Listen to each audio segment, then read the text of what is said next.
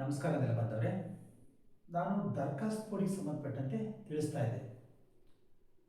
ಜಮೀನು ಮಂಜೂರಿ ಆದ ನಂತರ ಭೂಮಾಪನ ಇಲಾಖೆಗೆ ಹೋಗಿ ಅದು ದುರಸ್ತಿಯಾಗಿ ಸಂಬಂಧಪಟ್ಟಗಳ ದಾಖಲೆಗಳನ್ನ ತಯಾರಿಸಿದಾಗ ಮಾತ್ರ ದುರಸ್ತಿ ಕಾರ್ಯ ಪೂರ್ಣ ಆಗುತ್ತೆ. ಅನೇಕ ಸಂದರ್ಭಗಳಲ್ಲಿ ಹಲವಾರು ಕಾರಣಗಳಿಂದಾಗಿ ದುರಸ್ತಿ ಅಪೂರ್ಣ ಆಗ್ತಾ ಇತ್ತು. ಸಂಬಂಧಪಟ್ಟ ಕಡತವನ್ನು ತಹಸೀಲ್ದಾರ್ಗೆ ವಾಪಸ್ ಕಳಿಸಲಾಗ್ತಾ ಇತ್ತು. ಇದರಿಂದ ದಿನೇ ದಿನೇ ದಿನೇ ದಿನೇ ಲಕ್ಷಾಂತರ ಕಡತಗಳು ಬಾಕಿ ಉಳಿದು ಇದಕ್ಕೆ ಸಂಬಂಧಪಟ್ಟಂತೆ ಸುಮಾರು 28 ಸುತ್ತೋಲೆಗಳನ್ನು ದರಖಾಸ್ತಿಗೆ ಸಂಬಂಧಪಟ್ಟಂತೆ ಹೊರಡಿಸಿದ್ರೂ ಸಹ ಯಾವುದೇ ಪ್ರಯೋಜನ ಕಂಡುಬರಲಿಲ್ಲ. ಇದನ್ನು ಅರಿತ ಇಂದಿನ ಕಂದಾಯ ಮಂತ್ರಿಗಳು ಹಲವಾರು ಸಭೆಗಳನ್ನು ಮಾಡಿ ಇದಕ್ಕೆ ನಾವು ಮುಕ್ತಿ ಕಾಣಲೇಬೇಕು ಅಂತ ಹೇಳಿ ಹೊಸದಾಗಿ ಸರ್ಕಾರದ ನಡವಳಿಕೆಗಳನ್ನು ಮಾಡ್ತಾರೆ. ಸಂಬಂಧಪಟ್ಟಂಥ ಪ್ರಧಾನ ಕಾರ್ಯದರ್ಶಿಗಳು ಕಂದಾಯ ಇಲಾಖೆಯವರ ನೇತೃತ್ವದಲ್ಲಿ ಇದರಿಂದಾಗಿ ದುರಸ್ತಿ ಕಾರ್ಯ ತುಂಬ ಸರಳೀಕರಣ ಮಾಡಲಾಗಿದೆ ಹಾಗೂ ಕಂಪ್ಯೂಟರೈಸ್ಡ್ ಅಂದರೆ ಗಣಕೀಕರಣಗೊಳಿಸಲಾಗಿದೆ. ಪ್ರತಿಯೊಂದನ್ನು ಆನ್ಲೈನ್ ಮೂಲಕ ವಿವರಿಸುವಂತೆ ಮಾಡಲಾಗಿದೆ. ಹಾಗಾದರೆ ಈ ಇತ್ತೀಚೆಗೆ ದರಖಾಸ್ತು ಕೊಡಿ ಪ್ರಕರಣಗಳು ಹೇಗೆ ಅಳತೆ ಕಾರ್ಯಕ್ಕೆ ನಿರ್ವಹಿಸಿದೆ ಅನ್ನೋದ್ರ ಬಗ್ಗೆ ಸಂಕ್ಷಿಪ್ತವಾಗಿ ನಾನು ತಿಳಿಸ್ಕೊಡ್ತೀನಿ.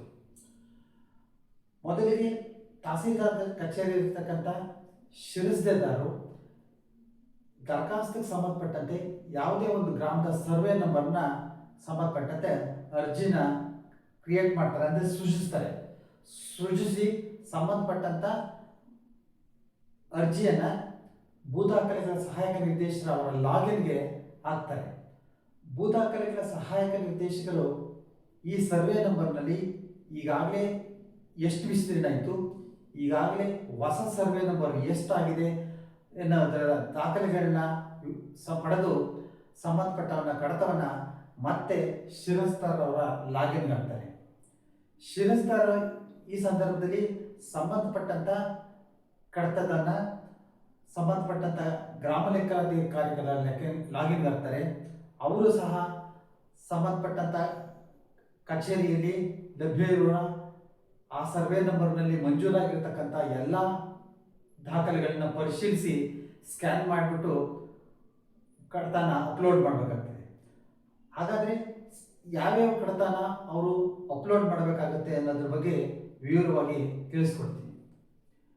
ಇನ್ನು ಲ್ಯಾಂಡ್ ಗ್ರ್ಯಾಂಟ್ ದರಖಾಸ್ತು ಮಂಜೂರಾತಿ ಪ್ರಕರಣಗಳಲ್ಲಿ ಅಧಿಕೃತ ಜ್ಞಾಪನ, ದರಖಾಸ್ತು ಮಂಜೂರಾತಿ ವಹಿ ಅಥವಾ ಮಂಜೂರಿ ನಡವಳಿಕೆ ಇಷ್ಟಿದ್ರೂ ಸಾಕಾಗುತ್ತೆ. ಸಾಗುವಳಿ ಚೀಟಿ ಅಥವಾ ಸಾಗುವಳಿ ವಿತರಣಾ ವಹಿ ಇದು ಇರಬೇಕು ಮತ್ತು ಚಾಲ್ತಿ ಪಾಣಿ ಈ ಮೂರಿದ್ರೂ ಸಾಕು ಸಂಬಂಧಪಟ್ಟ ಕಡತ ಅವಶ್ಯಕತೆ ಇರೋದಿಲ್ಲ. ಇನ್ನು ಭೂ ಸುಧಾರಣಾ ಅಂದರೆ ಲ್ಯಾಂಡ್ ರಿಫಾರ್ಮ್ಸ್ ಕೇಸಲ್ಲಿ ಮೊದಲನಾಗಿ ಭೂ ನ್ಯಾಯಮಂಡಳಿಯ ಆದೇಶ, ನಮೂನೆ 10, ಚಾಲ್ತಿ ಪಾಣಿ ಈ ಮೂರನ್ನ ಅಪ್ಲೋಡ್ ಮಾಡಿದ್ರೆ ಸಾಕಾಗುತ್ತೆ. ಇನ್ನು ಇನಾಮ್ ಮಂಜೂರಾತಿ ಪ್ರಕರಣಗಳಲ್ಲಿ ಇನಾಮ್ ರದ್ದತಿ ವಿಶೇಷ ಜಿಲ್ಲಾಧಿಕಾರಿಗಳ ಆದೇಶದ ಪ್ರತಿ, ಇನಾಮ್ ರದ್ದತಿ ಪ್ರಾಧಿಕಾರ ನೀಡಲಾದ ಹಿಂಬರದ ಪ್ರತಿ, ನಮೂನೆ 8 ಮತ್ತೆ ಚಾಲ್ತಿ ಪಾಣಿ ಇಷ್ಟನ್ನ ಲಗತ್ತಿಸಬೇಕಾಗತ್ತೆ.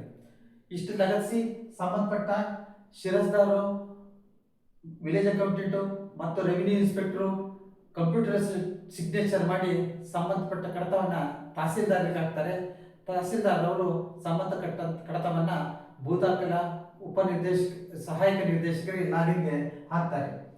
ಒಂದು ವೇಳೆ ಈ ಸಂಬಂಧಪಟ್ಟಂತ ಯಾವುದೇ ಕಡತಗಳು ಕಚೇರಿಯಲ್ಲಿ ಲಭ್ಯ ಇರತಕ್ಕಂಥ ಸಂದರ್ಭದಲ್ಲಿ ಸಂಬಂಧಪಟ್ಟಂತ ಅರ್ಜಿಯನ್ನ ಗೈರು ವಿಲೆ ಕಡತ ಎಂದು ಪರಿಗಣಿಸಿ ಸಂಬಂಧಪಟ್ಟಂತ ಸಮಿತಿಗೆ ಲಾಗಿನ್ಗೆ ಹಾಕ್ತಾರೆ. ಗೈರು ವಿಲೆ ಸಮಿತಿ ಅಂದ್ರೆ ಏನು, ಹೇಗೆ ಅದು ಕ್ರಿಯೇಟ್ ಆಗಿದೆ ಅನ್ನೋದ್ರ ಬಗ್ಗೆ ನಾನು ಮುಂದಿನ ಸಂಚಿಕೆಯಲ್ಲಿ ವಿವರವಾಗಿ ತಿಳಿಸ್ಕೊಡ್ತೀನಿ.